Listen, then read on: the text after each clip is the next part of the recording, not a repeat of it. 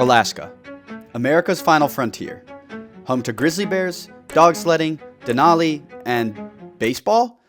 Today, we're going to the center of the vast Alaskan wilderness to see one of the most unique baseball games in the world, taking place at night under sunlight just 140 miles from the Arctic Circle. This is the Midnight Sun Game in Fairbanks, Alaska.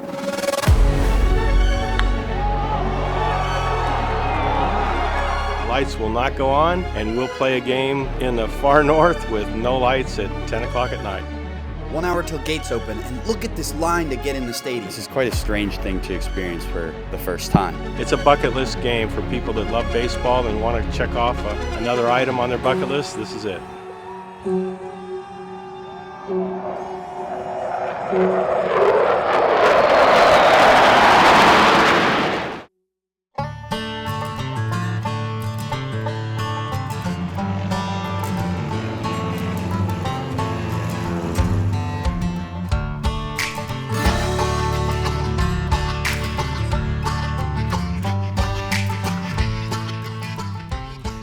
So we're on this riverboat tour, and it's a pretty good first thing to do here in Alaska because it's showing you the wilderness, the river, how isolated this place really is. And it's got me thinking, how does a place like this host a baseball game for more than 100 years in such an untamed wilderness? And even now, it is such an untamed environment.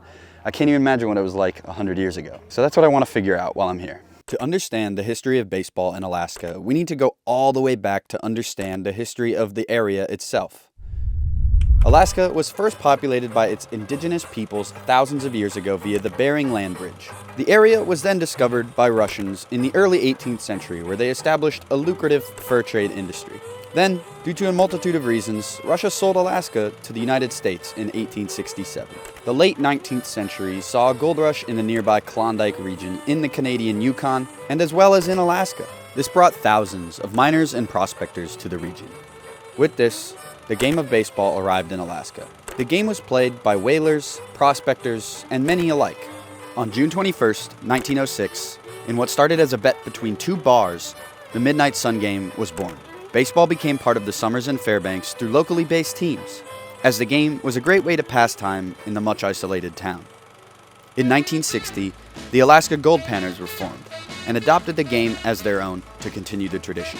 The Goldpanners, as a collegiate summer ball team, much like the ones you find in Cape Cod, have had quite the list of players over the years, including Barry Bonds, Tom Seaver, Jason Giambi, Terry Francona, Brett Boone, Michael Young, Rick Monday, Dan Plesac, Harold Reynolds, and first ballot Hall of Famer Dave Winfield, who actually got a statue dedicated to him at the Fairbanks Curling Club while we were there. A building he hit a home run off, allegedly 500 feet away from home plate. How's that for baseball history? So I'm currently outside in Fairbanks, Alaska, and you might think it's noon on a partly cloudy day, or maybe it's the morning. It's actually 10:38 in the evening, and when I landed the other day, this is quite a strange thing to experience for the first time. The best way to describe it is it creates kind of this perpetual sunset, and that is ultimately what makes the Midnight Sun Game possible. And to understand this phenomena, you just need a basic understanding of how the Earth works. When the Earth rotates around the sun, it does so at a 23.5 degree angle. This is what creates seasons and why days vary in length at different times of the year. Fairbanks sits just 140 air miles south of the Arctic Circle, the latitude at which the sun stays above the horizon during the summer solstice and doesn't rise during the winter solstice. These effects are known as the midnight sun and the polar night. The sun technically does set in Fairbanks, but it doesn't go very low under the horizon, which produces that perpetual twilight effect, allowing for the Midnight Sun Game. And to learn more about this and the game itself, we wanted to go talk to Goldpanners GM John Lorkey.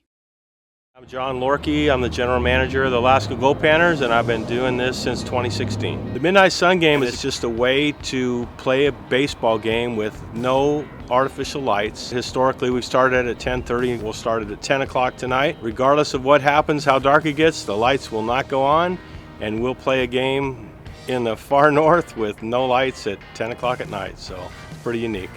People come from all over. We had 35 different states in the lower 48 represented here last year, and 3 or 4 different countries. It's a bucket list game for people that love baseball and want to check off another item on their bucket list. This is it.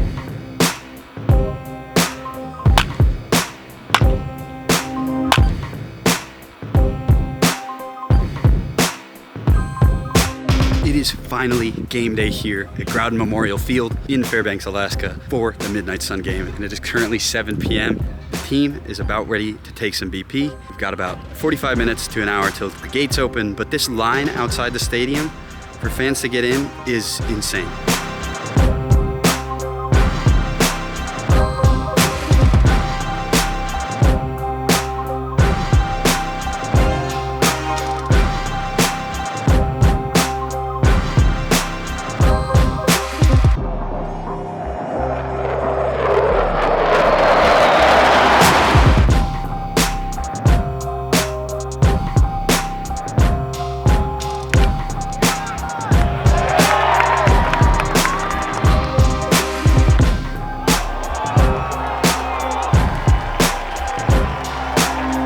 Standing at the top of the press box. The game is going on over here behind the press box, and I just wanted to show y'all what it looks like at 11:35 p.m. right now for this game. The sun has still not set, and we are currently in the top of the 5th inning at 11:35 p.m. The sun is not supposed to set until 12:48.